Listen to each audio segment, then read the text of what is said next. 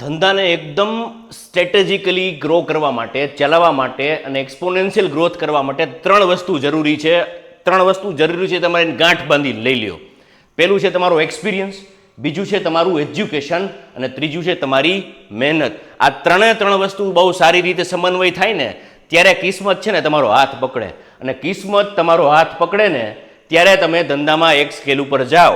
પરંતુ આ બાબતે આ જે તમારી જર્ની હોય ને ગ્રોથની, ત્યારે એક વસ્તુ ખાસ યાદ રાખવી કે આ તમારો જર્નીનો ગ્રોથ થતો હોય ને તે તમારી આ જે જીભ જે છે ને એને એટલી ટાઢક આપવાની ને કે ભાઈ તમારા ઓફિસની અંદર કે તમારા સ્ટાફની અંદર તમારી પાસે 500 માણસનો સ્ટાફ હોય, તમને જે માણસ પહોંચી ના શકતો હોય, તમને જે સામો જવાબ ન દઈ શકતો હોય ને એ માણસનું કોઈ દિવસ અપમાન નહીં કરવાનું.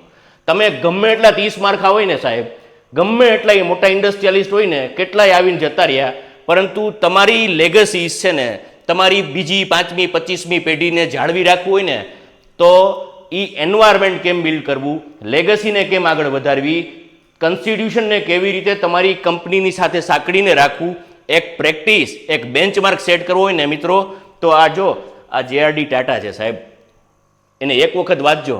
તમારા જીવનની અંદર તમારા ધંધાને એક અલગ આયામ આપવા માટે છે ને તમારો સ્વભાવ, તમારો એટીટ્યુડ, તમારા એટિકેટ્સ ને બધું કેળવીને રાખજો. ધંધો કેટલાય લોકો ચાલુ કરીને બંધ કરી દે છે, એ જરૂરિયાત પૂર્તિ કરવા માટે હોય છે, એ નાના મોટા EMI ભરવા માટે હોય છે, નાના મોટા મકાનના હપ્તા ભરવા માટે હોય છે, નાની મોટી ગાડી ગામને દેખાડવા માટે હોય છે. ધંધાને એક સ્કેલ ઉપર જીવવો હોય ને તો સાહેબ આવા વ્યક્તિઓને પારખજો, વાંચજો. આપણી જમીન ઉપર પેદા થઈને ગયા છે, આખી દુનિયાને દેખાડ્યું છે કે ધંધો કેમ કરાય. એના માટે તમારી જીભ, તમારું મન તમારા હાથમાં રાખજો. બને ને એટલું ઓછું બોલજો.